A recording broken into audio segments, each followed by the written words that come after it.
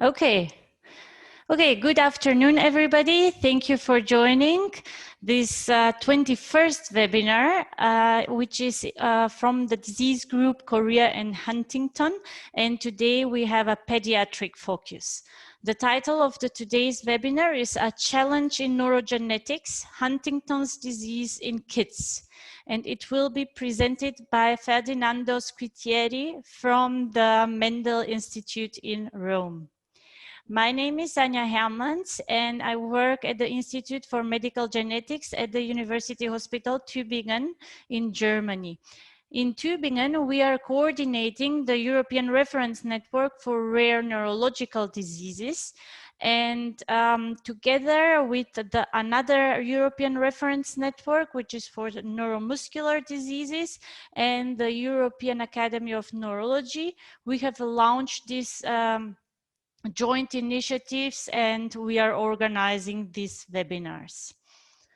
Okay, so a couple of words on the European reference networks for all of those who are among the participants and are not familiar with them.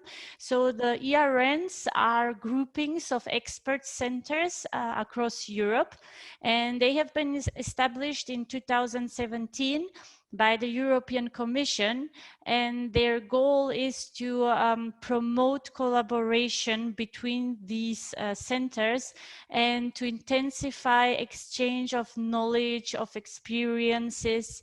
And of course, this should be finally of benefit for the patients. And the European Reference Network strive with their work to improve the quality of care for patients with rare diseases and to deliver, of course, timely diagnosis. So there are 24 ERNs in Europe, each on a different disease field. And we, in our network for rare neurological diseases, we have 32 full members, which are in the countries with dark blue here on the map, and we have 10 affiliated partners in the countries with light blue, and we are covering 6 disease groups that are listed here. The European reference networks also collaborate in a big European project on research in rare diseases, which is called EJPRD. And just for you to know, there is an open call at the moment so that you can submit topics, workshop topics, if you'd like to organize a topic. If you like to organize a workshop, of course, and you can get funding of 25,000 euros for a 2-day workshop. And for that, you have to be affiliated to EJPRD beneficiary institution or affiliated to ERN, full member or affiliated partner. So the call will be open until the 28th of September. So you can apply now. And for all the details, you can visit this website. I will put the link afterwards in the chat box, so you can check the details. And if you like to apply, you can make it from there. Okay, so back to our webinars. As I said, those are webinars on rare neurological, neuromuscular, and movement disorders. And we always have around 45 minutes of presentation and 15 minutes of questions and answers at the end. We are recording this webinar, so the recorded webinar will be put on our website afterwards, and as well as the slides of this presentation. And after the webinar, your browser will open automatically a post-webinar survey. So please take 2 to 3 minutes to fill it and to tell us more about your opinion and maybe suggest topics for future webinars. And I would like to say something or show a video from the patient advocate, Astrid Arnesen. She is a patient advocate for this disease group for the European Reference Network for Rare Neurological Diseases and also a president of the European Huntington Association. So let's show the video. I hope that you can see still my screen, and I will show the video now. Hi, my name is Astrid Arnesen, and I am one of 6 patient representatives in the Rare Neurological Disease Networks, and I'm very happy for your attendance at this webinar. One of the main objectives of the network is to share knowledge and bring clinicians together to discuss best practice.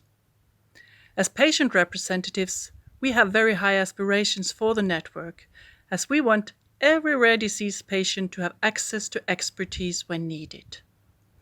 And webinars like this, and not the least a network of colleagues, we strongly encourage you to make use of this shared knowledge among colleagues when faced with the unknown. Because, let's face it, nobody, no matter how well trained or experienced you are, can know everything. And patients recognize that. We don't expect you to know everything firsthand. But faced with the unknown, we expect you to say, I will consult somebody else who may know more about this. Because as a collective, knowledge gets multiplied and even better further developed.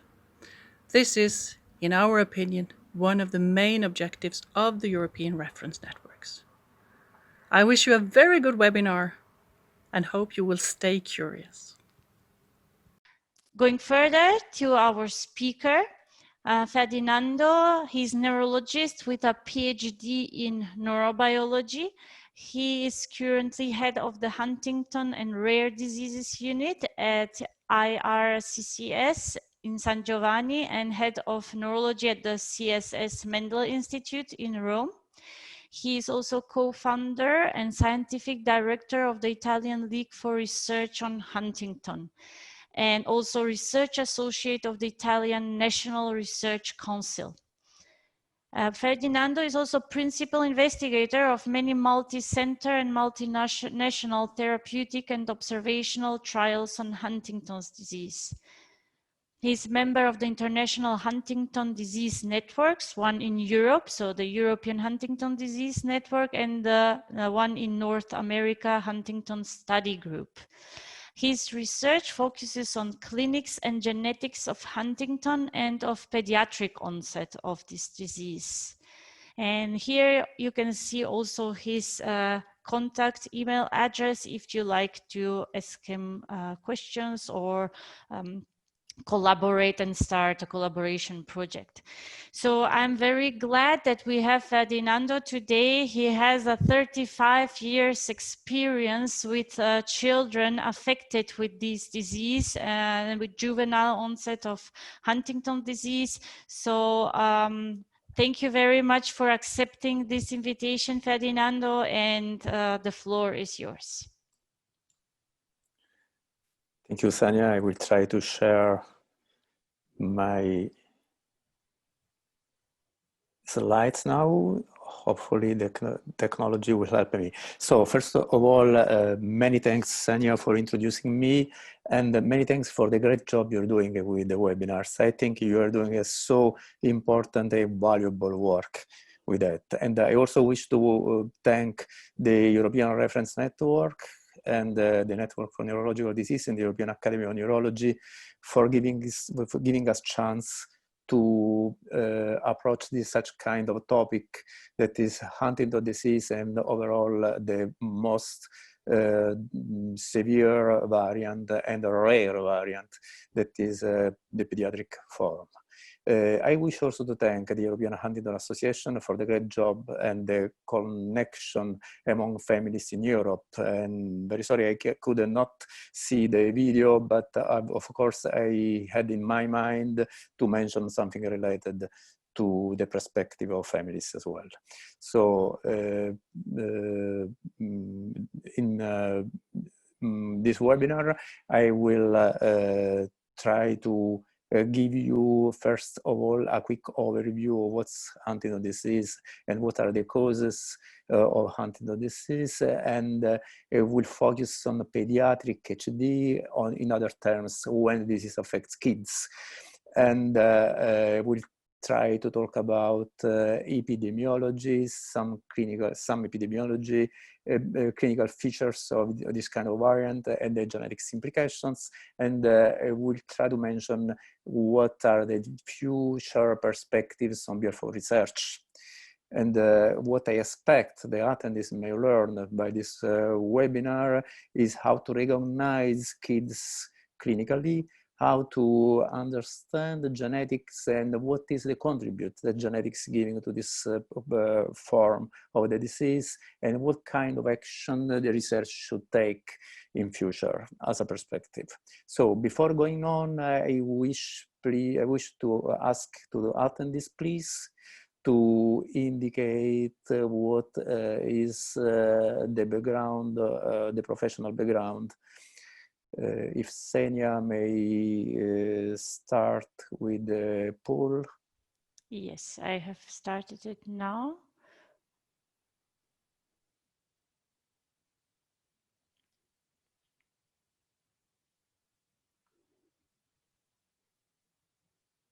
And we can leave some more, 20 seconds more maybe, to all participants to vote. And then I will show the results.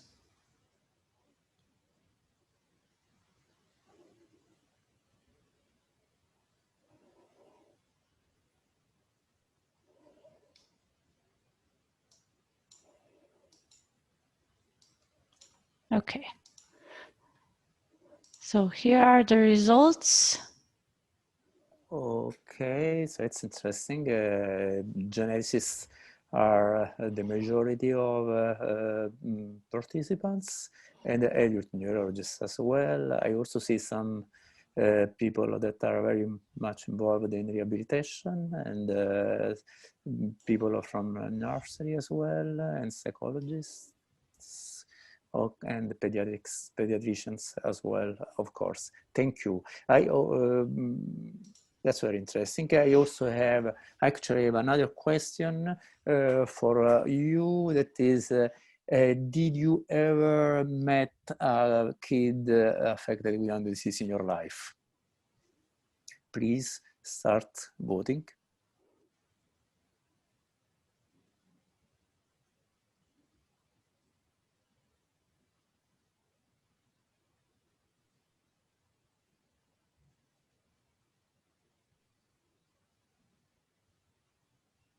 More than the half of the participants already voted, but let's leave them 15 seconds more.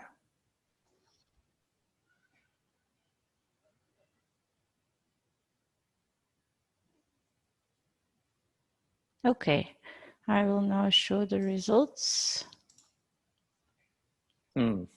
That's even more interesting, because I expect that most of people perhaps never met a kid with Huntington disease. That means that this is this answer confirms how neglected is this variant of the disease. Thank you, Sonia. Can I go on with my presentation then? So I will start giving you a quick overview of the disease. Each of us is carrying 2 copies of the gene, of a normal gene. When there is an extended number of a CAG repeat in the Huntington gene, that's a mutation, generally starting beyond 36 CAG repeats. When there is an expansion mutation in the Huntington gene, that means that the protein is mutated and includes polyglutamine expansions inside. The polyglutamine expansion of the protein makes a lot of damages in the nervous system by several kinds of biological effects, namely accumulation of proteins, conformational changes, aberrant interaction with many partners in the cell, and many other abnormal effects that it will take too long to mention all of them. But at the final stage, stage, at the end of the day, the mutated protein impairs neurons, primarily the medium span neurons in striatum perhaps, but also in brain cortex. And the first damage is in the corticostriatal projections. So basically, this is a communication issue related to Huntington disease, first of all, with the many cell populations that are affected, including astrocytes, oligodendrocytes, and microglia, and other cells. And all this has been confirmed in animal models. In general, when the most usual mutations are in the range of 40-50 CAG repeats, and the usual onset related to such kind of mutation length is in midlife. So most of the people are adults. That's why when the illness affects kids, that's a rare event. The most important symptoms I'm summarizing this slide are in behavior, in the movement, and some systemic symptoms as well, with a progressive body weight. What is typical of Huntington disease is the unpredictability of how all these symptoms cross each other. So we cannot predict whether a person may start with a memory failure or the personality change, so with movement disorders. In general, movement disorder is the first and most scenographic symptoms that people know. And chorea is an abnormal jerky movements that then may become dystonic and Parkinsonism in the late stage of the disease. Before symptoms start, there is a quite long time that people may be pre-manifest, so they do not show symptoms. Nevertheless, that some biological changes may occur, as documented by a recent work of Sarah Tabrizi's paper in the Lancet Neurology, where she found an increased neurofilament concentration in the cerebrospinal fluid even 24 years in advance. This is just a quick movie where I can show you what is the typical movement disorders in an adult person with many jerky movements and choreic movements. So, when the disease starts before age 21, we talk of juvenile onset Huntington disease. When the disease starts before 18, we talk of pediatric onset Huntington disease. That means that the disease affects minors. While we are okay with the numbers of juvenile onset patients in terms of what the number of cases compared with the total number of patients, we are aware that in general 5–10% of cases of all the population of patients is affected by juvenile onset HD. It's impossible, at least by now, to know how many pediatric onset patients we have. They are dispersed and are there is no epidemiology related to that. In general, the longer mutations are associated with juvenile onset disease in general.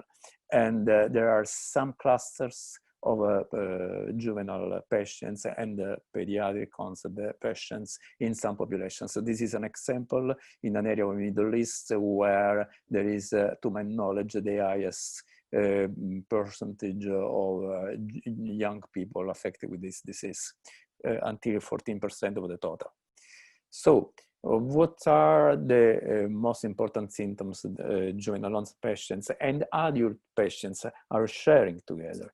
You can see on the left side of the slide what are the most common symptoms that they share, including behavioral abnormalities, personality change, gait disturbance, chorea, sometimes dystonia. But what is interesting to underline is that when the disease starts very early in life, so in minors, in other terms in kids, Some group of symptoms are unique and are not visible in adults.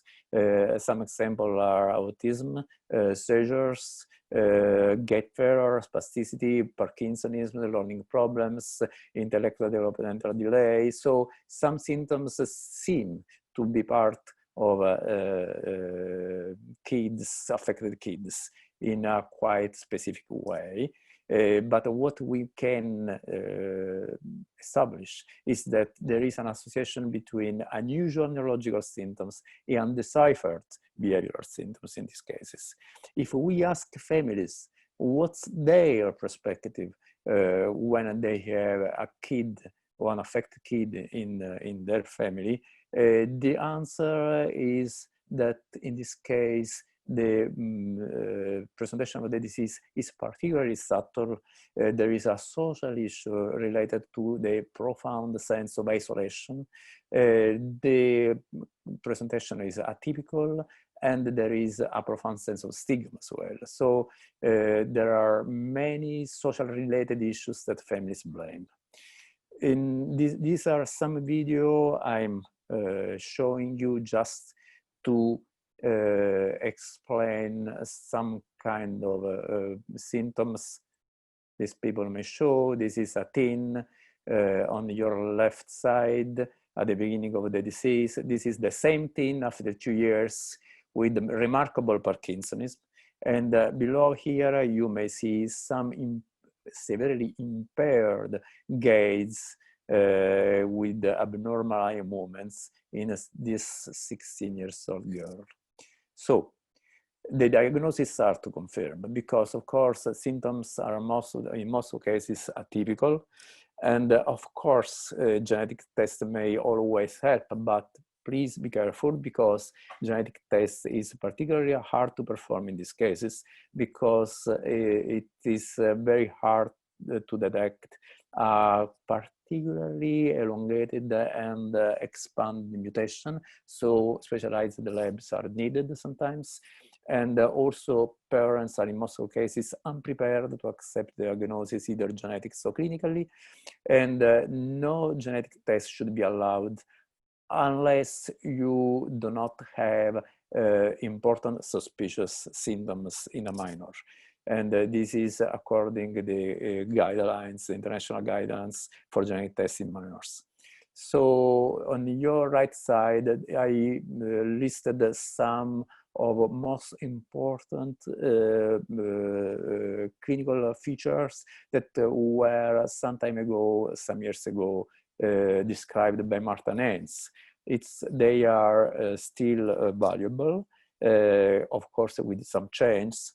And when they state that when you have a positive family history and a kid with declining school performance, seizures, and gait disturbance, overall, you need to think about a chance that Huntington disease is starting. So, what do we think about the mutation then? Do long mutations always affect kids? That's a challenging question. Apparently not always, because we may have children where we have, for example, age of onset very early in life, and a mutation with a length of adults, or we may have a young adults with quite early onset, but not in the juvenile range, or we may have kids with very large expansions as well. In most of cases, the mutation is associated, as I said, with mid-range and causes adult onset. And if we specifically look at some particularly mutation length, for example, 43 repeats, in most cases associated to adults, with adults disease, we may also observe rarely some cases with some suspicious symptoms and not so expanded repeat, exactly like in adults. So the question is, are all these real juvenile pediatric cases, or are these perhaps something like pediatric-like cases? In other terms, this kind of conditions are expression of an illness that is started in kids, or we have some sort of a comorbidity, considering the atypical behavioral change we may sometimes observe in Huntington disease in general. So juveniles, in conclusion, is a wide spectrum of colors. We need to understand how to stratify them, to try to understand how to approach them therapeutically. So what we are sure of is that there is a concourse of genetics environment in contributing to the disease, and some kind of projects are basically fundamental to understand what kind of a contribution and how to make a correct interpretational balance between genetics and environment. And RNRHD is one of these projects. It's an IT platform. In other terms, it's a sort of navigator for us as a researcher, because it is addressing us the right way to accumulate data, to collect data, and to understand how to reconstruct the natural history of the disease. And this is an important point. If we look at what has been published so far, there are many papers that are reporting association between genetic factors and genetic background and early onset. For example, this is the case of Venezuelan population with some haplotypes that may anticipate, may be associated with the anticipation of onset. There are other papers where we found very specific haplotype associated with large numbers of juveniles and pediatric cases in a population, in this case in the Middle East. Other papers are stating that there is aggregation of cases in families. So let us think about environment and genetics together affecting and influencing the onset of the disease, plus a number of gene modifiers, for example, those that may impair or may represent a contribution by DNA, by genes that are important role in repairing DNA. But it will take too long to go into deep, of course. So if you ask me what I think of the best model, in my opinion, is of a pediatric Huntington disease. In other terms, what can be the very first and best example of a pediatric Huntington disease, my provocative answer is this is the best model, I think, of pediatric Huntington disease. The first animal model that has been described by Jill Bates in 1996, where a very long repeat is causing the shortest lifespan in a mouse and the earliest age of onset. So the mutation length is play a critical role in anticipating onset and in producing and in generating Huntington disease very early in life.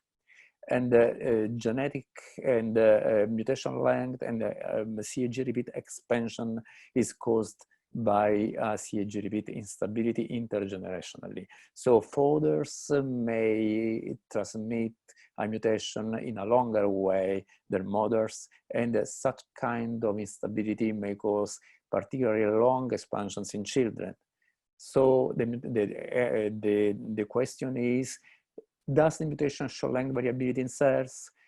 And the answer is yes, there is variability. In other terms, we may observe cell populations, even in the blood, carrying a different mutation length compared with what we normally usually report in a genetic report. So the mutation, the cells of the body may host, in most cases, the similar mutation length, but in some cases, a mutation length that is different in the same individual. And this kind of phenomenon is named the mosaicism of the mutation, and is influenced by some factors, like, for example, an interruption within a CAG repeat sequence. And the question is, so what about brain cells? We know there are some tissues where this kind of mosaicism is particularly visible, like, for example, in gonadal tissues. And this is explaining why affected fathers may transmit a prolonged and a longer mutation to children. But what about brain cells? What is happening in the cells? There is a somatic instability in the cells of the brain. In other terms, it is well documented now that the size of somatic expansion in human brain can be staggering. And this has been observed in animal models, in cell models, and very interestingly, in autoptic tissues. So there is one paper some years ago by Shelbourne group that described for first time that a person who was carrying a mutation length of about 50 repeats showed about 1,000 over 700 repeats in some brain regions. So it is possible the same person has different mutation length. Does it mean that during life? Does it mean that we may change the result of a genetic test in the same individual? No, this is not the answer. The right answer is a person inherit a mutation at the birth, and the same mutation in the blood is at the end of the life, but within some particular tissues, it is possible that that mutation expand over what we can predict. And this is perhaps playing an important role in juvenile onset patients and in the disease in kids, mainly when kids carry a very long mutations. So when kids get a highly expanded mutation, indeed, they seem to manifest differently. So if you remember one of the first slide I showed you before, according to what was unique in terms of manifestations in kids, it's particularly true when kids are carrying particularly long mutations. In this case, they are manifesting with a totally different clinical picture, with the developmental delay in terms of psychic and motor disturbance. They start working later, they start speaking later in some cases. Of course, they have learning issues related to school performances. They may show a particularly remarkable gait disturbance, and they do not show chorea. In most of cases, they have seizures in about 80% of cases, and dystonia very much often, much more frequently than other movement disorders. So highly expanded kids show these peculiar manifestations, even different from same kids with a relatively lower repeats. And if we look at the lifespan, it's very interesting that people with very high expansion die before little patients with relatively lower expansion and adults. So the mutation length, when so expanded, may theoretically influence the lifespan as well. Here are just some examples with some short video of a particularly impaired working in this guy with 87 repeats. The disease started in the first years of age with delay in learning and in working and in speaking. And here there is another short movie of a kid, 10 years old, with 8 repeats, where such kind of ataxia and gait disturbance was present in a quite advanced stage of his disease. So And kids with very long mutations progress faster than kids with low mutations compared with adults. So this is just a couple of videos I'm showing you just to give you the perception of how fast the disease may develop in 1 year. This is an example here. This is the same girl after 1 year. Look how dystonia is worsening to the hand, and here is the walking after 1 year with some dystonic postures of hands and trunk that are very visible. So the mutation length may affect clinical presentation in kids, and this is in line with what we observe in other CAG repeat illnesses that are in some way Huntington disease-like. For example, this recent article in spinocerebellar ataxia, same children, remarks that there might be also symptoms beyond the nervous system affecting some other tissues, like for example kidneys and the heart. So there is so much to understand in what CAG repeat in general, when so expanded, may cause in very young people. And what is crucial is that it's absolutely important, the observation. The observation is a fundamental starting point.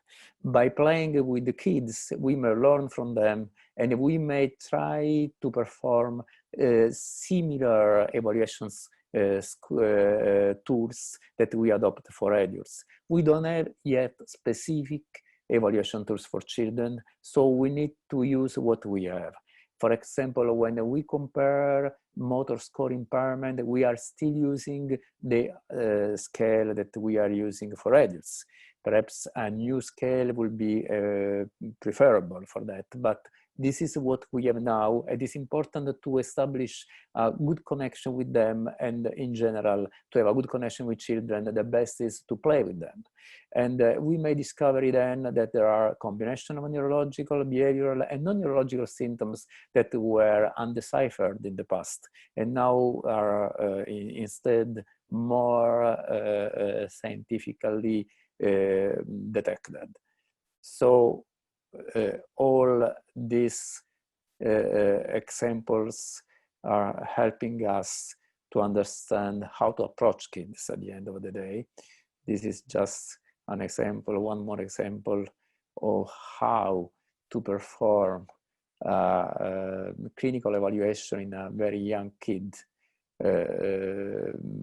when using an evaluation scale that is typical of adult people instead. So what is happening in brain then? What should we expect is happening in the nervous system of these kids when they carry a so long mutation? Interestingly, what we observe is totally different from what we expect in adults. This is an example of a neuropathological specimen.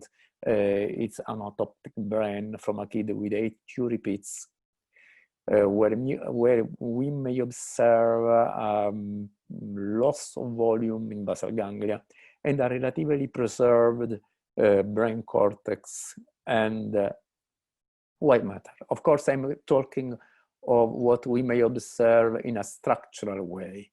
That does not mean that there could be biochemical change that we are not observing just by view. And if we compare a specimen of the brain to MRI, it's interesting to note that MRI is completely confirming what we observe in the neuropathological exam. And if we look at some extension, some enlargement of some brain areas, here see that the hippocampus is apparently normal in this guy, and while instead the basal ganglia are so reduced in volume. And these are some additional MRI in the children at the beginning of the disease. Already at the beginning of the disease, we may observe so reduced volume of basal ganglia striatum, and this is a comparison with normal kids. And it's interesting whether we see what is happening in terms of density of neurons.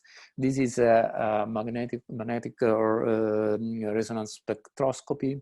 The spectroscopy is indicating a reduced ratio of aspartate creatine and choline creatine in these guys.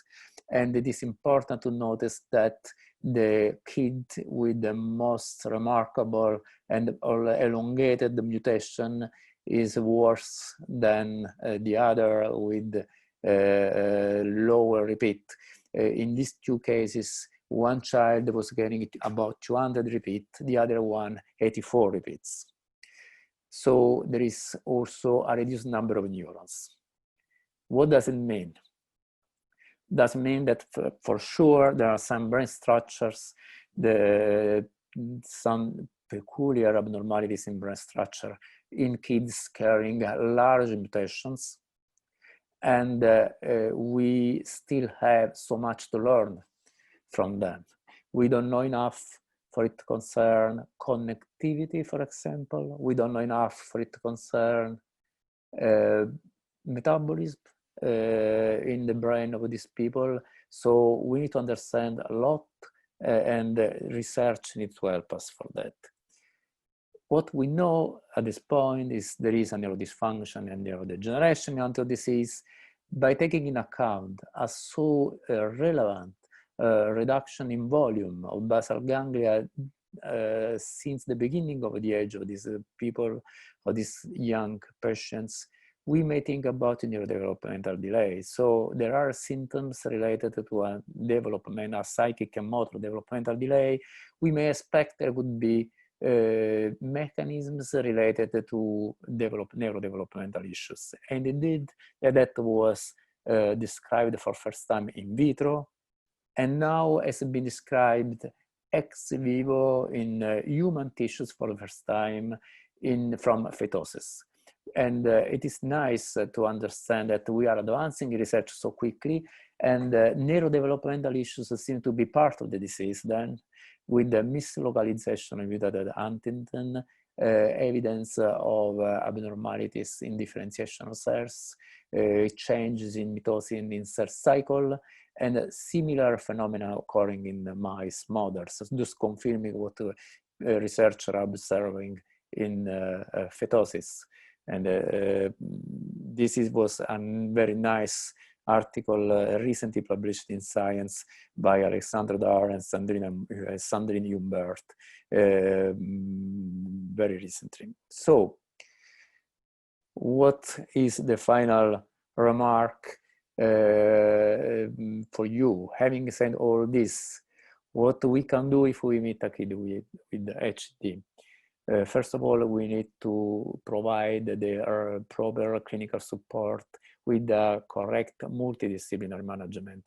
Pediatricians and pediatric neurologists and psychologists are crucial to add support and knowledge and competence to the assistance to young people. A social support is always needed because we have seen how profound is a sense of stigma and of isolation the families feel when they have cases of kids inside. And of course, we need to improve knowledge for it concerns biomarkers, and we need observation is support, and even by projects like Enroll-HD. Our main aims should be to include HD kids in clinical trials. At least so far, affected kids are all the time excluded by experimental therapeutics. And now we need to try to make a change, because we should look at the kids not just like a neglected and the rarest variant of a rare disease, but we should think of the chance that they may open the way to understand Huntington disease in general, because we may pick details and lot of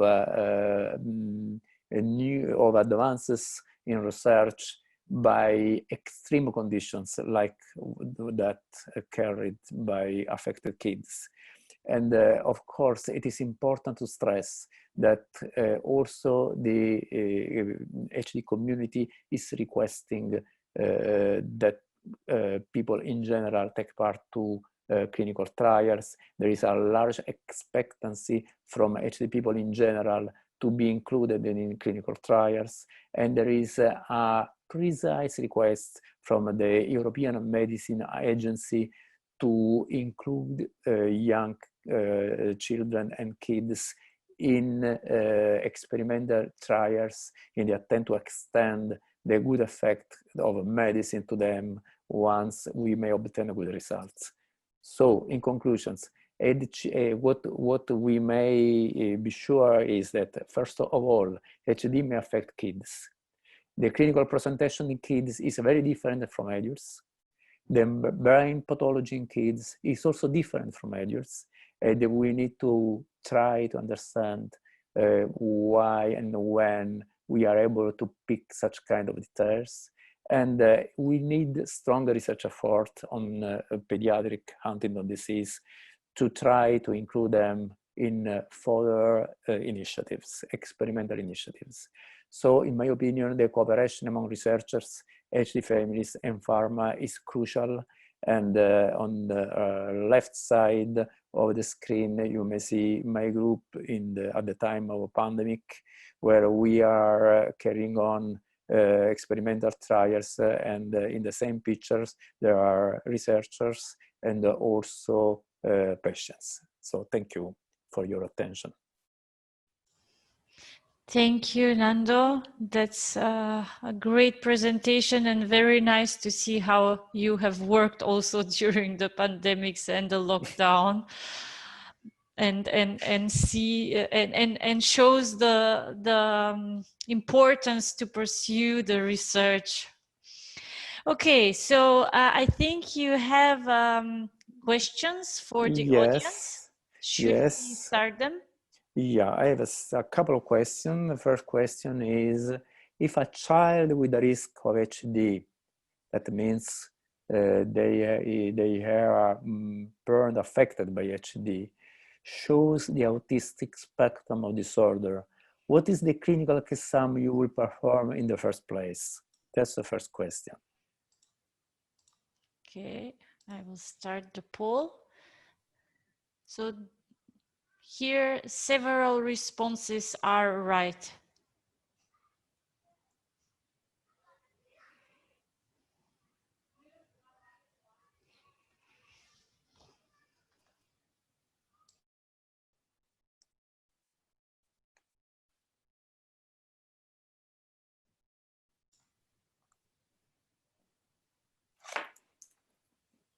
Okay, 50% of the participants have already responded. We will wait for 20 seconds more.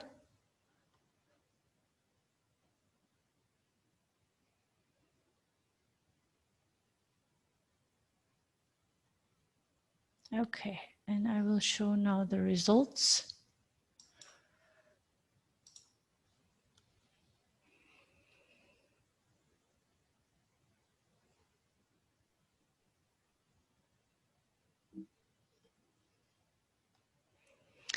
Ferdinando, can you see the results? Not yet. No. So I have shown the window, it is open. So there are 41% that have chosen neurological exam, 37 cognitive assessment, 12% MRI, and 39 genetic test. Okay, that's very interesting.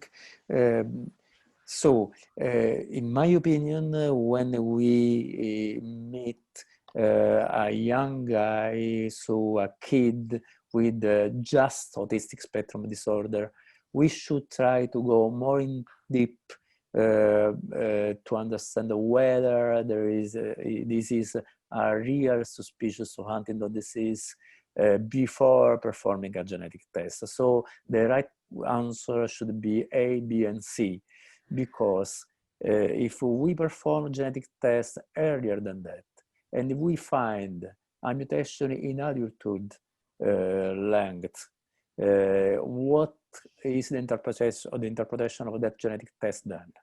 Are we discovering juvenile onset or pediatric onset disease, or are we involuntarily performing a genetic test in a pre-manifest way? That should be avoided according to international guidelines. That's why the correct question should be, let's try to understand whether exactly we are concerned the kid may have pediatric Huntington disease before performing a genetic test. Okay. I have another question. Yes. I have another question that is, oops, okay. Which one among the following is the main clinical manifestation of pediatric Huntington disease? Declining school performance, seizures, correct movements, gait impairment.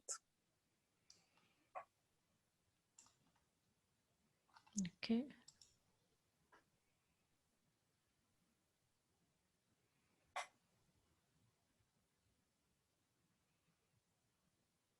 It's again a question with several right answers.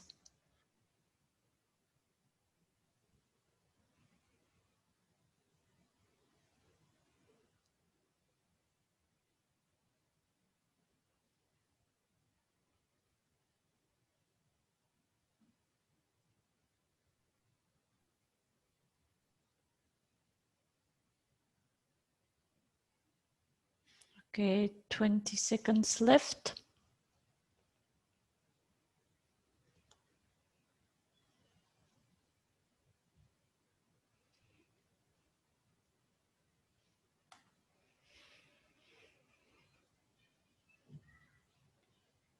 And I will now show the results. Okay, now I can see the results. Okay, so the correct answer are declining school performance, seizures, and gait impairment. Correct movements are extremely unlikely in a Huntington disease kid. So I will not expect to pick correct movements in a kid with high expansion, and I will think about something different in this case. Okay, so we can end that poll, and maybe we can go to the questions and answers box where we have received some questions already. Yeah. How often do you see the questions, Ferdinando? In the lower toolbar, you should have a button. Yeah, by chatting, right? No, in the other one. Okay. Okay. Question and answer. Yeah, sure. Yes. I see. Okay. How often did pediatric HD start with cognitive or emotional problems before motor deficits? I would say that's a nice question. In part, I tried to answer during my presentation, but I understand it's difficult to answer because, in general, emotional and cognitive problems, at least in my experience and for what has been published so far, start at the same time, because young children start to manifest with delay in motor and psychic performances very early in life. Mm-hmm. Again, from the same participant, another question: juvenile Onsite HD with less than 50 CAG? Yes, sure. In my experience, this is very rare, and in my opinion, in most cases, they are not real pediatric HD cases, but they may represent prodromic cases or perhaps atypical juvenile onset cases. In my opinion, it's at least for it. I'm referring to kids. If the question is referred to juvenile onset, I'm sorry, juvenile onset, my answer is of course yes. It is possible that juvenile patients may show less than 50 repeats. Okay, thank you. Does mother thyroid level affects the brain development of the fetus? This is a rather general question, but maybe. Not to my knowledge. Okay. Perhaps yes, but not to my knowledge. I mean, it's not specifically related to the topic, perhaps. Yes, exactly. Which part of the brain is affected in this disease? Is it related to the cerebellum? That's a conflictual opinion. People and part of literature were stressing that cerebellum is involved in the disease. The cerebellum is of course involved in the disease. We don't know whether by, for example, adding reduced volume and sufferance, but for sure the cerebellum is related, perhaps by a compensation issue. I think we need to collect additional data to be sure whether the cerebellum is impaired before other structures or later. Yeah. Okay, a remark from Herwig Lange. Registry 3 had documentation for juvenile HD. Yes, sure, and we included the registry 3 patients in our paper in Lancet. The issue related to registry 3 is that sometimes some scales are different from enroll HD. So not all the time is possible to connect both registries. Another question, have you found any medication particularly helpful for treating persistent behavior leading to self-mutilation in juvenile HD, like Trijo, Tilomania, mouth biting, rubbing genital areas? Not really. I mean, the resources are similar of those that we use for adult people, so no specific medications. In general, in my experience, I try to use atypical neuroleptics, not all neuroleptics whose side effects may summarize to the natural course of the disease. Okay. So other participants are already saying thank you for this nice and amazing presentation. One question from Stephanie Fellows. Hi Nando, Hannah's Bakels here. Based on which experiments can you tell that somatic instability of the HTT-CAG repeat in postmitotic neurons is established during postnatal life rather than during embryogenesis? As you know, Hannah, nobody knows. So we don't know whether somatic instability specifically may represent an issue in embryogenesis, but it is possible that other features together with somatic instability may concur to such kind of issue. Thank you. One question from Simone Migliore. What would it take to improve the clinical diagnosis and monitoring of PhD? We need to think about more specific scales, also to improve how to combine proper cognitive assessment with motor assessment, in my opinion. Mm-hmm. Which genetic test do you advise to detect large CAG repeats? A question from Monique Gerritz.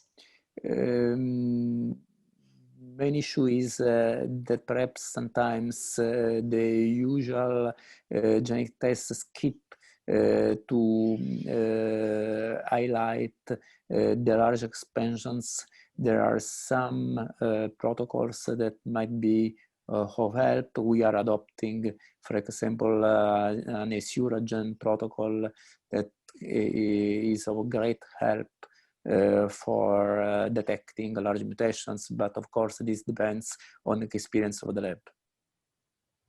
Right. Mm-hmm. A question from Milena Konek.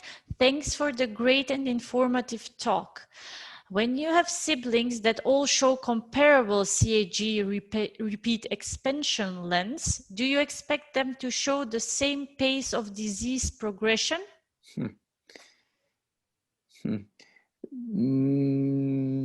Not necessarily. I expect data available, at least so far, at least by now, we may say that siblings may express the disease roughly at the same time. That does not mean they express the same progression. We don't have data to properly answer in a definite way to that question, unfortunately. Mm-hmm. A question from Barbara D'Alessio. Is that possible that a kid shows HD symptoms before his or her parents become symptomatic? That happens. That happens, and that happened in my experience. Very rarely, but it happens. So it's possible that a young father, for example, has a child who is developing the disease before he manifests clear symptoms. Mm-hmm. One other question from Bernhard Landwehrmeyer. How do you tell apart attention deficit disorder from juvenile onset HD in a juvenile showing poor school performance? That's an intriguing question, because it is very difficult to understand whether environment and biology are playing an important role in Huntington disease. So we don't know whether an attention deficit may represent a first issue in a kid.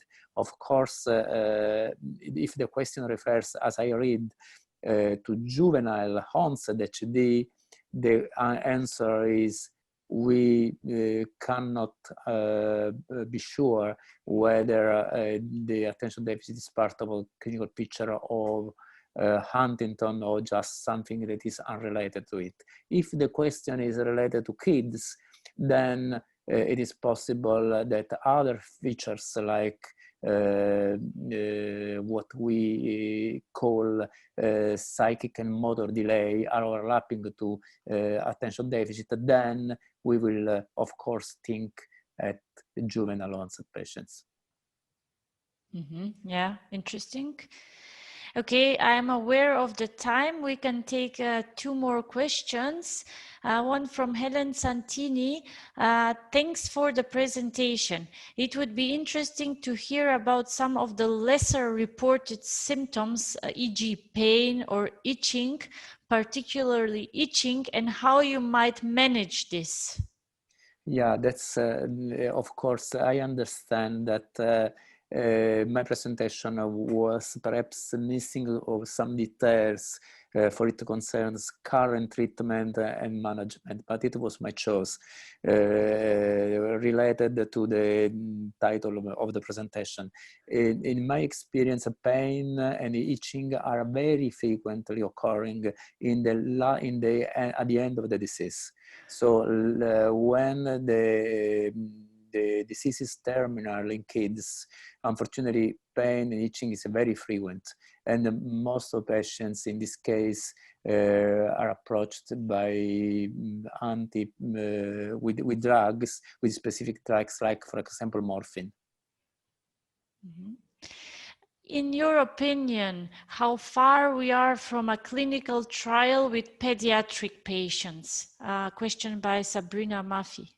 Oh, it's a nice question, because give me chance to remark that we cannot be so far, because the European Medicine Agency and also the FDA are strongly and formally requesting we include kids in clinical trials. Yes, somebody else is asking, I am doing histogenesis study of fetal cerebellum. Can I correlate this study with HD? I didn't understand, sorry, I cannot read it. Yes, the participant is doing histogenesis study of fetal cerebellum. Can I correlate this study with HD? I don't really understand what he is thinking with that, but yeah. Don't know. Okay, so. Don't think so anyway. Okay, and we just have one more question. Is there any correlation of decrease in enteric neurons in Huntington disease in fetuses? Don't know. There is correlation of decrease in enteric neurons in Huntington disease of adult people. To my knowledge, there are no studies stating this kind of for answering to this question. Mm-hmm. There was one from the chat. Are there any neuropsychological tests specifically designed for children? No, not my knowledge. There are many cognitive, right? The question is cognitive? Yes, neuropsychological tests. Sorry. Mm-hmm. To my knowledge, there are many neuropsychological tests that might be adapted from other diseases, not specifically Huntington disease yet. Mm-hmm. Thank you. And the last question, have you ever had a new case without family positive history? Or what? Of kid of HD of pediatric HD, I presume. No, if excluded conditions related to adoptions. Yes, okay. Okay, so thank you, Ferdinando. Now it's almost 10 after 4. Thank you, everybody, for following this very interesting webinar. Our next webinar will be in exactly 2 weeks. So you can register again through our website. And thank you, everybody, and see you again. Bye-bye.